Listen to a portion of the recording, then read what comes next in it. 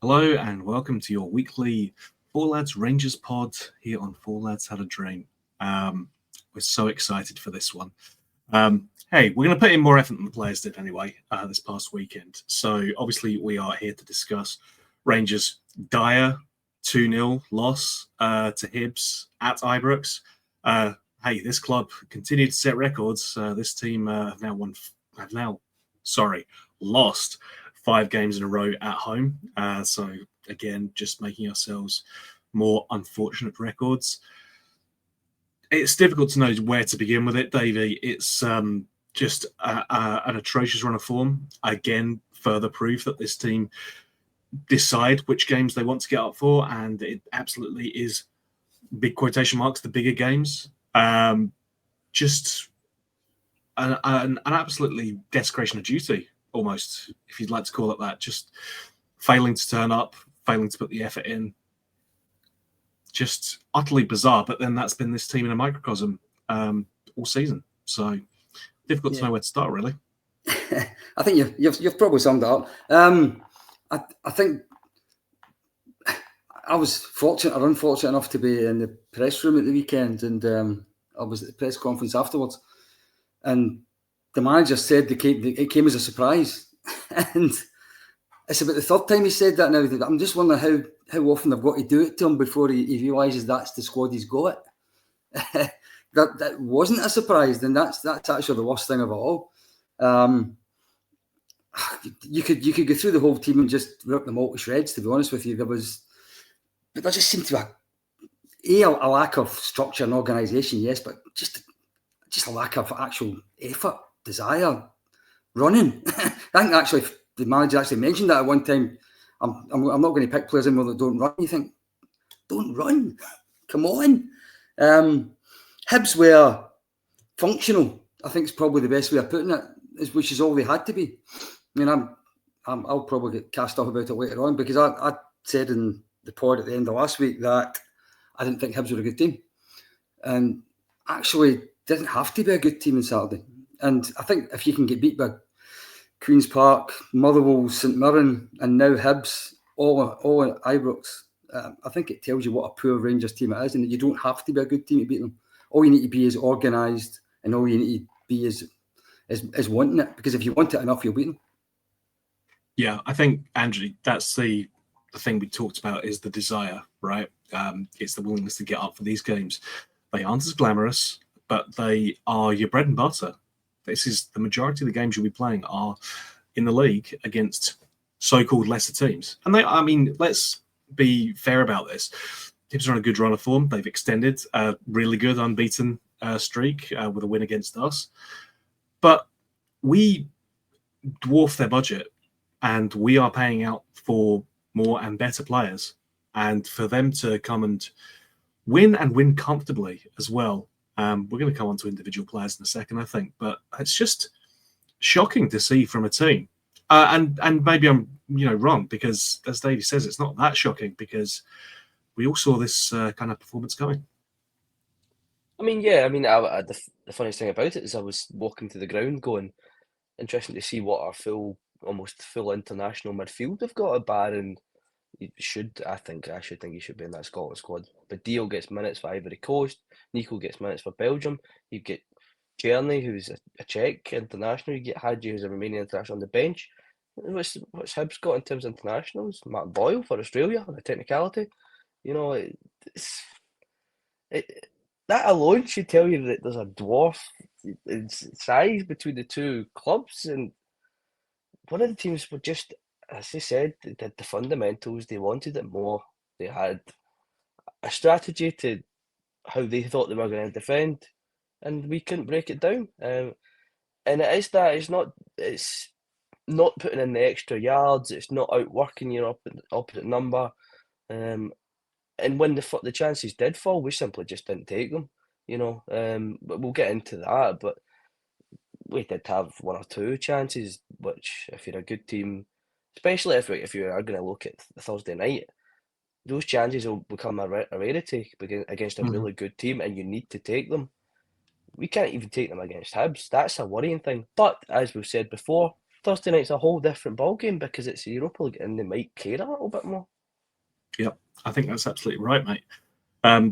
Kenny, I've looked back at the highlights. I know, unfortunately or fortunately, you missed out on watching the game live, but I think the first half especially, we looked much more comfortable. And I think if we had a better goalkeeper or a goalkeeper who's more on form and a striker who could convert his chances, then I think we're comfortably 2 or 3 up at the end of that first half. The damning thing for me was that second half where the players showed no real motivation to get themselves back into the game. And when we conceded the second goal, they just gave up. They showed no willingness. And it's not as though it was a last-minute thing. You know, there's still 20, 30 minutes left of the game after that second goal is conceded. And there was just no apparent willingness from any of those players to try and make something happen. Well, yeah, I didn't get the game on Saturday, but I had to watch it back. I watched it back yesterday I had the privilege of watching it back yesterday so I could do this pod tonight, put it that way.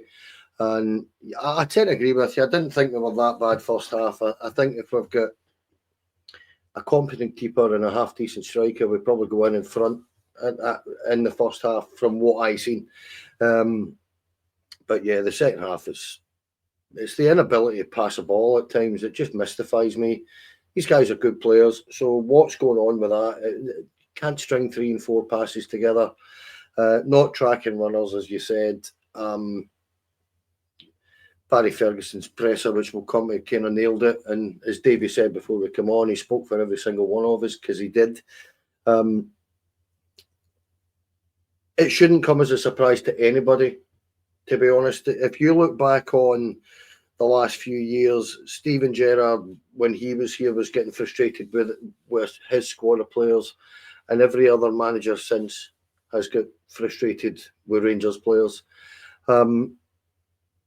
Where do you start with this kind of nonsense of how many shameful records do this team want to break this season? They've lost to a championship club at Ibrox in a cup for the first time in their history. They've lost 5 games in a row at Ibrox in the first time in their history. Have they no pride in their work whatsoever? Because if you're being brutally blunt, that's what it's coming across like. And I'm sure, I'm not speaking for anybody else, but I'm sure the majority of Rangers fans have had their fill of this. You know, we've just had enough of this. You mentioned, Andrew, young Andrew mentioned there that, you know, you look at the size of the clubs, the size of our budget in comparison to Hibs. Now, Hibs are a well-structured, organised, half-decent Premier League outfit, and they won that game at an absolute canter. And there's a few of these players need to look at themselves in the mirror, but see, when they look at themselves in the mirror, you can tell they just smile. They're not bothered, and we're bothered. Barry's bothered. Everybody in the support is bothered, and these players don't care. And there's no other way of sugarcoating this anymore. You can't go through a run like this and have pride in your work, because you're better than Hibs, you're better than Queen's Park, better than Motherwell, you're better than St Mirren, but they're all turning up at your gaff and beating you. So it's a professionalism issue. And if I'm being 100% honest, Andrew, there is not a single player in this squad. Now, we've podded for a long time, Andrew, together, and this is the 3rd season in a bounce I've said this. There's not a single player I wouldn't listen to offers for, because there is a real mentality defect or issue at our football club, and it needs rooted. I remember Alan McCoy saying years and years ago our club needed cleansed, and it did at the time, but it needs cleansed now as well, Andrew. I just don't know what else you can say. There's no point in even talking about this game, because we're just repeating everything we've said for the last few weeks. So, you know, that's my kind of take on it, that you watch the second half and it just doesn't surprise you at all. There's no pride in performance at all. Yeah, it's as we said, it's a poor performance, but it's not a surprising poor performance because we've seen this level of performance out of this squad of players multiple times before. So I want to bring up Barry's press conference because I think it's going to be worth watching that to get his feeling, because I think he echoed a lot of the frustrations of the fans. And we're going to show Stevie's questions because, again, typical softball questions from fan media. It's always worth to check those out. So let's pull that up now. Barry, do you feel that the players are hurting like you clearly are, like we are? I asked them that question because I'm going to go back tonight and I'm going to be raging. I don't want to see anybody. It needs to hurt you. And I've asked them, is it going to hurt you? That's my question to them. Do you feel now that there's places up for grabs all throughout that team because there's nobody out there that's performed for you at all? I'm not going to say they're going through the motions, but sometimes you watch them and you think that they're hiding in plain sight and they're not giving what they should be. And I know that's harsh, but when you're watching it, that's how it comes across. Do you think, therefore, that anybody or everybody's got a chance of playing in that team come Thursday night? Yeah, there'll be a series of changes on Thursday night. And I can say that right now. Does that include the goalkeeper? Because there's been a lot of mistakes. I don't want to single people out. Yep. No, listen. I get where you're coming with Jack. Listen, as I said, when I come up here, I'm open and honest, and I've says to Jack, it's a bad mistake. He understands that. So I then need to go and we'll see an hour and a half. Is it 90 minutes? An hour and 15 minutes when you get the team lines. You will see some changes. That's why you carry a squad. If people make mistakes, people are off it, people don't run as much as I think they should run, then they're not going to play in my team. Because I watched that Hibs team who I thought wanted it more than this, and it hurts me to say that, but it is what it is, so it's my job now to go and try and come up with a scenario that won't happen going forward. And I tell you something, I'll work hard at doing it, and I'll make sure I do it.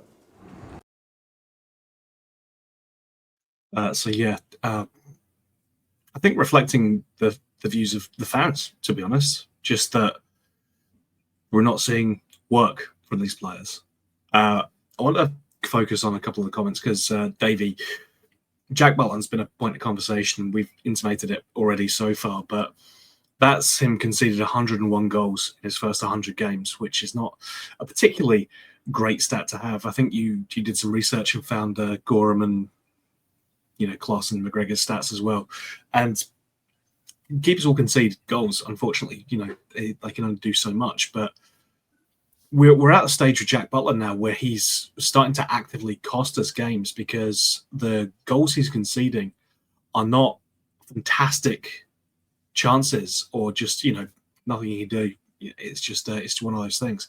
These are really basic, straightforward shots on target from far out. A goalkeeper in confidence and in a good run of form. And on his best day, that is Jack Butland.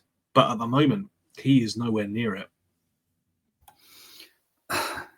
Yeah, as you're well aware, I go back a long way watching Rangers goalkeepers. Jack Butland certainly is nowhere near the worst goalkeeper I've watched in a Rangers shirt. Nowhere near it. But what I will say is that I don't think I've ever seen a Rangers goalkeeper make as many horrendous mistakes in the one season as he's done this season.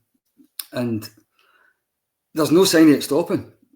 It's sorry saying we know he's a good goalkeeper. We know yes, he is a good goalkeeper. When he got in the England squad, he must be a good goalkeeper. But the long and the short of it is, it used to be once a month, then it became once a fortnight, and it was just about every week. And at what point do you say, for the good of the team, because the team has to be the most important thing, for the good of the team, when do you start saying, we're going to have to change this? Because we can't just keep up, put up with it. We can't sustain it. If I was the manager, I think I would change the goalkeeper. And I think that, I don't think he will. Not with a European quarter-final coming up. I think it would be a massive decision to make. But when you looked in Barry Ferguson's eyes in that press conference on Saturday, I wouldn't rule it out. I wouldn't rule it out because I think if there was a game on Sunday, he would have made 11 changes for it. So will Butland play on Thursday?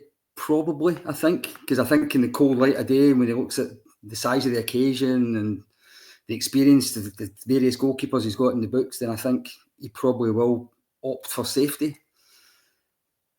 But in any team game, if there's if there's an individual keeps letting the team down time after time after time, the manager of that team, the leader of that team, eventually will say, "I need to replace that individual."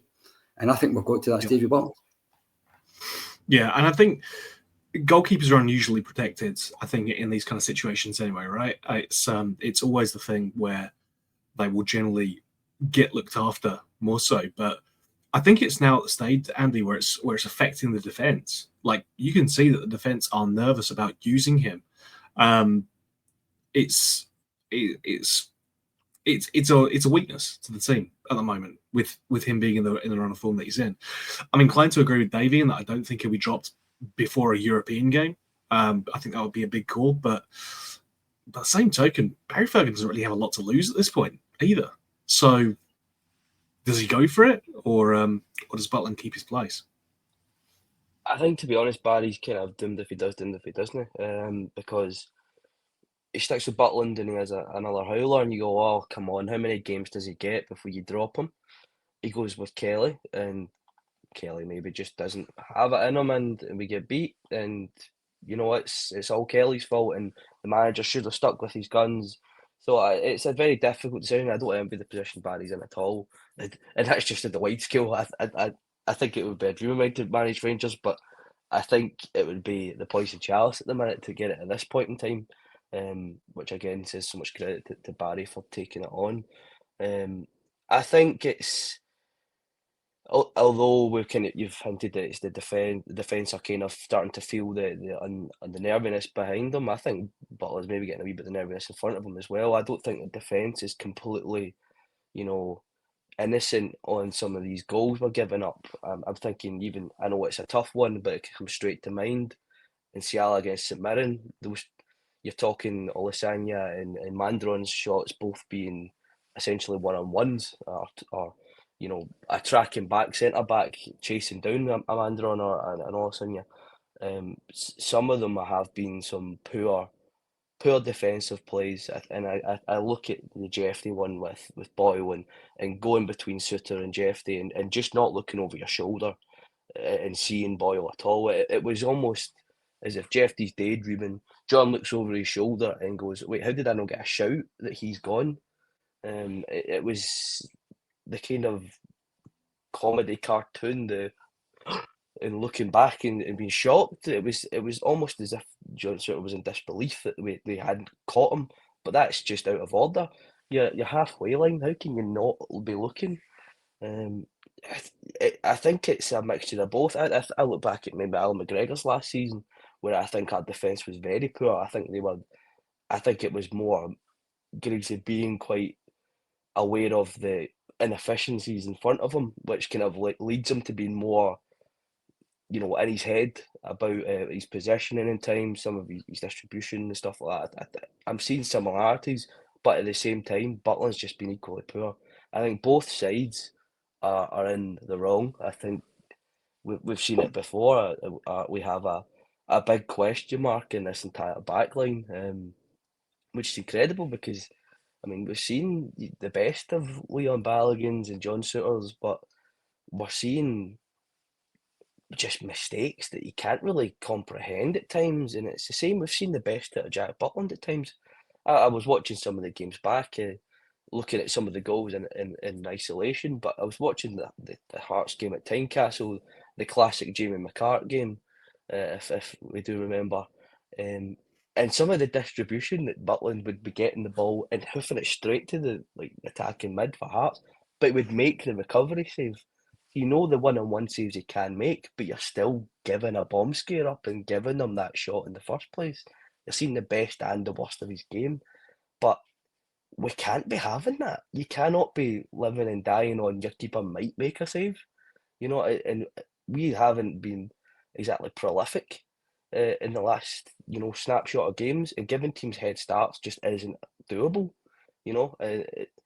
And again, Thursday night, two-legged tie, giving up goals isn't. You can't be doing that. Just 3 goals and these kind of knockout ties. That's a no-goer. So there'll need to be a fix. Yeah, no doubt. And I'm inclined to agree with you about the defence. The midfield as well, because to be honest, they should be setting control and looking after the ball there, and they failed to do so. Kenny, I suspect that your views on Jack Butland are probably similar to the other two, so I won't ask you to reiterate what we've said in the past before, but I will ask you to reiterate some points about another player we've talked about a fair amount, and again, relying on someone to pull out a moment of magic in Cyril Dessers, who, I mean, we had a good laugh with the Dundee game because we got the win at the end of that, but over the 2 games, that's 19 shots on target and 1 converted into a goal. And that rate of striking is pretty unacceptable, especially for a team like Rangers, because we do make a lot of chances.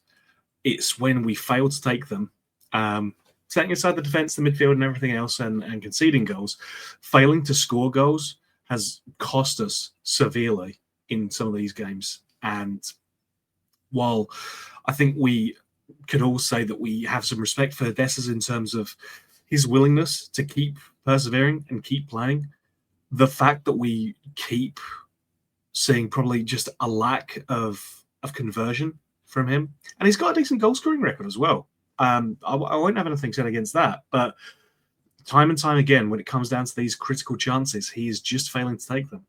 And again, that's another facet of why we are just failing to win games at the moment.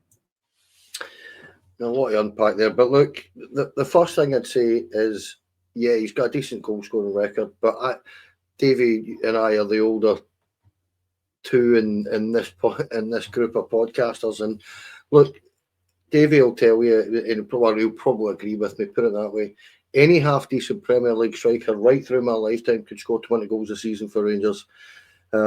Any decent Scottish striker could have done it over years and years and years. We will create so many chances that any capable striker will score plenty. So for all that I've defended Cyril Dessers, and I'm going to do a little bit again here today, because these issues aren't...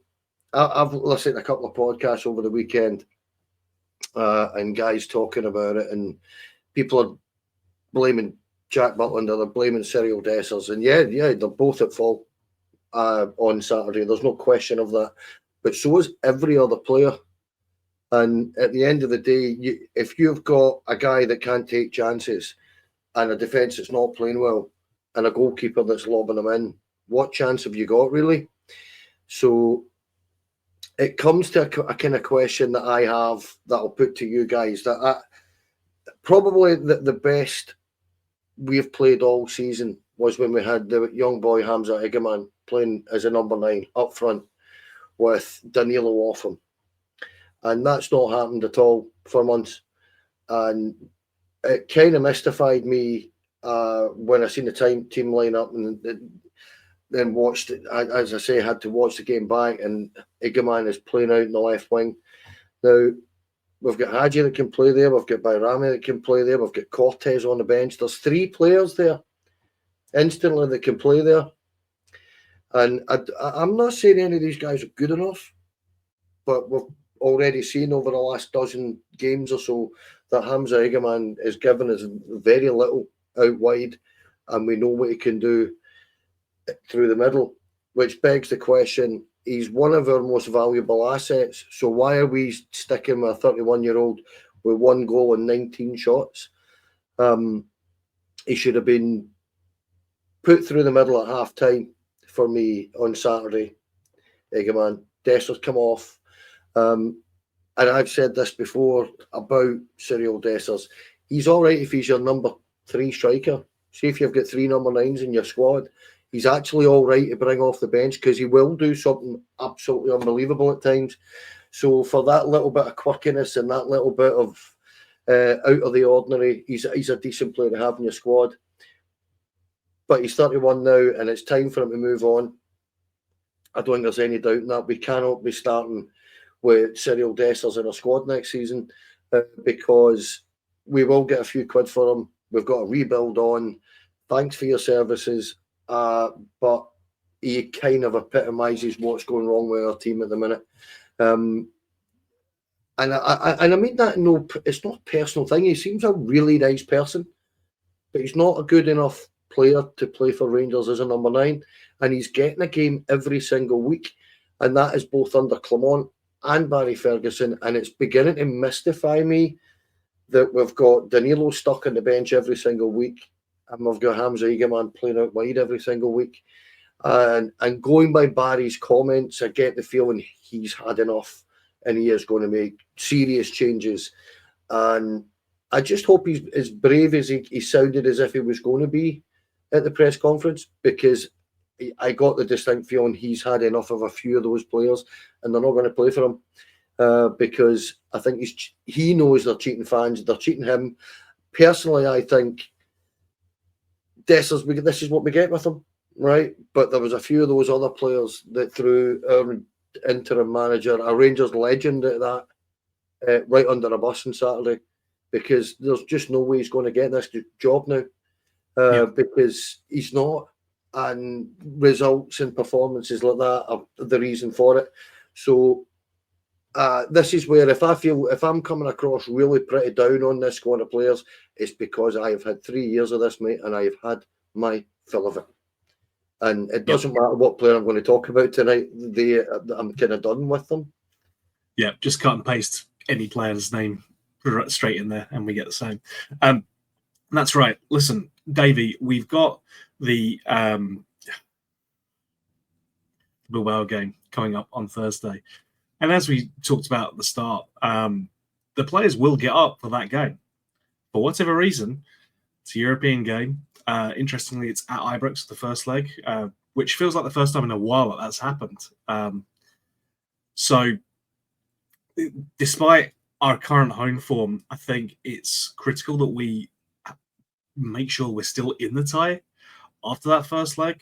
Going to Bilbao, hopefully, for the first of 2 times this season, we can't rely on getting something over there. We need to make sure we're still in the tie.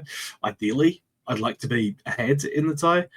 What I really wouldn't like is for us to, again, give our opposition 2 goals as a head start and see how things go. Yeah, I think this is the best team we'll have played this season that's coming to Ibrox on Thursday night. Probably the worst time we could possibly be facing them. They look pretty good bet to finish in the Champions League places in La Liga. They finished second in the group or the league phase of the Europa, didn't they? Which was higher than Lyon, higher than Manchester United, higher than Tottenham. So they're a team. They're definitely a team, and they've got the added sort of motivation of the final being in their stadium. So I think they're absolutely desperate to get to this final. I'm more than a little bit worried about how it might go on Thursday night. The managers talked about not just making changes of personnel, but also to the formation and style of play, dropping all kinds of hints that it was time to be more pragmatic and more solid. Whether he's got the players to actually pull off a solid formation, I'm not quite sure. But I think if he played in Walter Smith's 2008 team that got to the final, I'm pretty sure that's probably what he's got in his head. So very, very few attacking players in a very solid 4-5-1, 5-4-1 type formation, I think, is what I'm expecting to see on Thursday. And I'll absolutely agree with Kenny that there is no way you can play Dessers in that formation, because you need somebody that holds the ball up front. Back then it was Darshall and Kuzan. I think this time it has to be Egerman. Out of the 3 strikers we've got, I think he's the one that holds the ball up best. I'm not saying he's particularly in form. I think he has been a bit wasted recently, but I don't think he's been playing well anyway, to be fair. The nutmeg seemed to have gone, the sort of spark seems to have sort of gone from him a little bit. Whether that's because he's not playing where he wants to play, I'm not sure, but for whatever reason, but I would play him. But oh geez, I would bite your hand off for a draw right now, and hope that we can have a Walter type performance away from home again, and then just try and keep the game going for as long as possible. Yeah, I'm absolutely inclined to agree with you, Davie. Des has shown repeatedly in the past that he cannot hold up the ball reliably. He's done that on 1 or 2 occasions, but honestly, if I'm pinning my hopes on that, I don't see it, to be honest.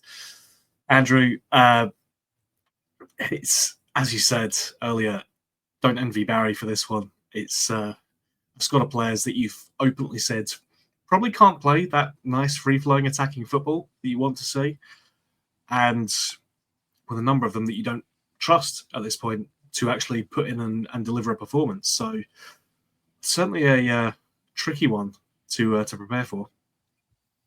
I mean, you're talking like we're playing a team who, although yes, they've only won 2 in the last 5, but it was Roma in the previous round, and then Sevilla, who are the kings of this competition. Granted, obviously played them in the league. It's not brilliant reading. It's a nice way of saying it. I think back to when we played Man United at Old Trafford earlier on. Quite a depleted squad, and I thought we went quite defensive, just because we didn't really have many attacking options to use, and it held, but your keeper threw one in the net, and and then you concede one late because Jeffy loses his man. Where have we seen that recently? It's and again, that's a Man United team that isn't exactly brilliant, as we've said, and I mean, played probably one of the most boring Manchester derbies I've watched in my lifetime. This isn't a Bilbao side. It's full of talent and some real bright stars that will go on and have real good careers for themselves. And as Davie said, that final in Bilbao will be exactly what they're looking for. He said also that the league position is relatively good, so you've got a good run at it. Can we play spoiler? I'd hope so. I mean, we are the kings of the underdog performance in Europe, it seems. I think we just need to start pretending that everybody we play in Scotland are just chopped full of European talent and 30+ million price tags, and they might actually turn up. But if Jeffy can't get by Chris Cadden, then I'm worried about who's going to be up against and how it's going to all come together. It'll be a lot of watching film and a lot of chalkboards and marker pens and so on, try to draw up formations that might give us the best opportunity. Because as Davie said, I think Barry's given up on the fancy football. We were hardly going to go shot for shot and see if we can outgun Bilbao, but the amount of options he's got to try is worrying, because we certainly seem like a team that, just going off of league form alone, because as we've said a million times, Europe's the joker in the pack, and we are running out of ideas, and when we're pulling the new ones out, we're looking even worse than the previous. I mean, we talked about you're playing a defensive, style in the previous rounds, but you conceded 2 against Fenerbahce at home. You conceded 2 against Celtic at Parkhead in the kind of back 5, if you want to call it. So even though we went defensive, we're still getting picked apart and conceding goals. It's I've got a feeling it'll be a long night. I'm hoping that there'll be celebrations in that, but obviously 2 legs going back to Spain, and the second one's obviously a whole other ball game, which we'll have to probably dissect after the first leg. No, for sure. Kenny, it's the last competition we're in. It's Rangers, it's Thursday night, it's Europe. This squad has proven that they can do this on this stage. It's the only time we've really seen consistently decent performances out of this squad, unfortunately. But it's a different ball game, this one, because we know that this team coming is full of quality, and the squad looks bereft of all confidence as well. So I can't see a lot of room for optimism, and I'm aware I'm coming to the wrong person. But yeah, where do you see any bits of hope here, mate, or is it just yeah? What have we got to look forward to? I'm beginning to think that all those years ago that Craig Levine's a bit of a genius with that 6-4 formation that he popped up with once. That's me being facetious, by the way. I can't stand that man. But anyway, the situation that we have, actually, I've been thinking about this. Defensively, we're going to have an issue, right? Because they are very decent going forward. I watched a little bit of them last night. They were away to Villarreal, and I think they're sitting 6th or 7th and still in the mix. About 5 points behind them or something like that to get this final Champions League berth. But they're only a point behind Atletico Madrid. And if you watch the two the two Madrid derbies in the Champions League, there wasn't an awful lot between Real Madrid and Atleti. So they're obviously a very decent side. Last night's game was a bit dull. I only seen about 35 minutes of it, to be fair, but it was a bit of a bore fest. But what they are is exactly what you'd expect a decent Spanish side to be, or a good Spanish side to be, which is big, strong, technical, athletic, organised, composed, patient, all these things that we are not. So we have a bit of an issue because I've already kind of thought about this, and I don't know what you guys think, but there's no way I'm starting Yefty or Midval Yilmaz on that wing, on that side. I'm not. So I'm looking at it and saying you're going to have to put Dujon Sterling there. Personally, I don't think he's got any choice but to put him there, or we're going to be in bother on that side, which kind of takes one out of the 2 or 3 that he's going to play at centre half. That's where Davie said perhaps a 4-5-1. It might well be that with a centre half or 2 in the middle of the park. Don't be surprised if we are packed in there to try and stop them. Packed with defensive-minded players. Now, if you stop and you look at the team on Saturday, there's quite a lot of defensive-minded players in it on Saturday anyway, so it doesn't bode well. But the change of shape should help. My kind of take on it is, it's the only this. We said this a few weeks ago, Andy and Andrew, that we are in a situation where we had 2 games left all season. Now that's how I felt. So I kind of understand to a certain degree why the players have got that in the back of their head. But there's that, and then there's the professionalism that everybody in any walk of life supposed to show when you're at your work, that they're not applying themselves in league games because they know they're not winning that league. But strangely, when Celtic have dropped 14 points since the turn of the year, and we've beaten them twice, and the gap's still the same, that's appalling. That is genuinely a ridiculous state of affairs. And this is why, if I'm the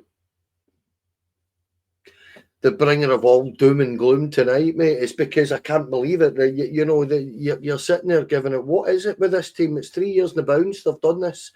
And my take on Thursday night's game is, I'll bet your backside that all these players are up for this. I think Bilbao will be far too strong for them. From what I've seen of them,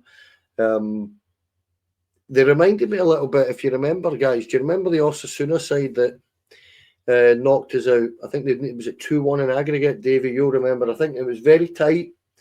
They reminded me quite a lot of that, strangely, and I don't know why. When I was watching it last night, I thought a bit like that Osasuna side, and they were a good outfit as well, if you remember. But I think this team's got a bit more quality than that. And I don't think we've got the same quality in our squad as we did back then. But look, I'm looking forward to the game. I always look forward to games. But call me Kenny Levine. Honestly, pack that defence, pack that midfield, and find a way of trying to get forward. And you just never know, Andrew. It's Rangers Thursdays. We genuinely don't know, and we've said it all season. We never know which version of this Rangers team is going to show up. So it'll be fascinating for sure. Stevie will be there, I believe, vlogging, giving you the blow-by-blow immediately after the game. Hopefully he's got some more to smile about, as opposed to some fairly ridiculous captions that he's decided to share with us. Just not having a great time, really, listener, this past weekend. But we move on nonetheless. I want to thank all three of my lovely co-hosts. So, Davie, thank you very much, sir. Yeah, it was. We should have a new sponsor at the bottom of the screen. The Samaritans, I think, is probably the one we should probably get for this one. I suppose it's good to share a problem, isn't it? So yeah, it was like therapy rather than a podcast tonight. But hey, as you said, the most inconsistent Rangers team probably in living memory. So you never know what the next pod might be a bit more upbeat. You never know. Here's hoping, man. It's consistently inconsistent. So yeah, and these group therapy sessions are always quite nice. It's always pleasant to just know you're not going completely crazy and going, this is the same team, right? The Fenerbahce thing, right? Madness. Andrew Stewart, thank you so much, sir. Appreciate it. Yeah, cheers for having me back on. I'm just hoping it's not going to be like before the show tonight. I was watching Wembley Rangers in the Ball League and I fell asleep. So I'm hoping that Glasgow Rangers don't make me do that on Thursday. I'm sure Ibrox being packed and bouncing will keep me awake until the 4 go in for Atletico. But we'll see what happens. Cheers for having me on. Look, mate, you want an exciting game? I would settle for the dullest 2-0 win for us the world has ever seen. So yeah, I'm not looking for excitement because I've seen too much excitement so far from Rangers this season, but it's always been negative, unfortunately. Kenny, again, thank you, my friend. Always appreciate you coming on. So thank you, sir. Well, thank you, Andrew. Thanks, Davie. Thanks, Andrew. I'd like to say it was cathartic, but I'm still miserable, so I might be going.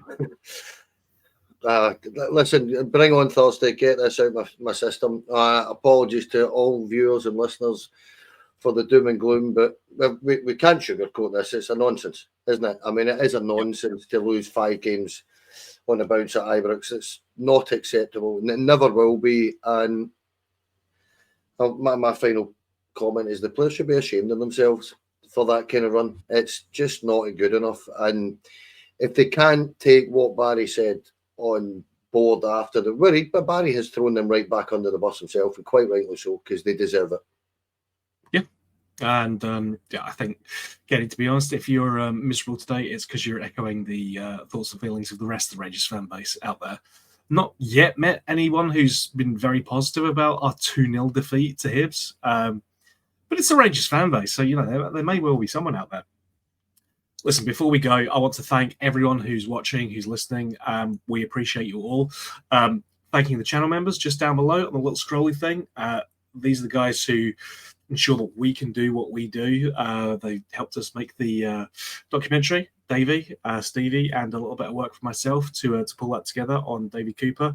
We are planning to do another documentary about Helicopter Sunday because the anniversary of that is coming up, and that should be a bit of a delight. So we're looking forward to that one. But everyone out there who's a member, there are perks. You'll get some exclusive videos just for you. We're never going to make the main pods here exclusive. Those are always going to be public for everyone. But there's a couple of bits from the documentary, the extended interviews with the lovely guys who helped us out, and Davie, talking about a great player. So you know it's worth it for that. But I mean, let's be honest. The real treat here is the little Stevie thumb emoji that's just next to Andrew Stewart there. That's the draw, folks. That's what we want. And we had a live show just before the game, and it was several people commented to say that was the reason they had subscribed. So we can't thank them enough for that. I think that's the best perk that we offer as part of it. So again, thanks everyone for watching. We appreciate you tuning in. Please like, share, subscribe, all that good stuff, because it really helps us continue to grow. And we've done wonders of things so far, and we look forward to doing more of those. For now, until then, until we talk to you again, goodbye for now.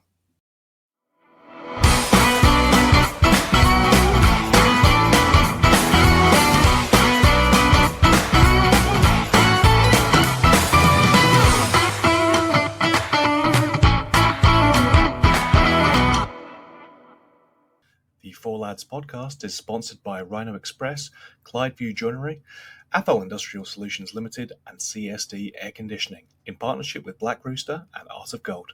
Thank you for listening to or watching the podcast. We hope you enjoyed the show.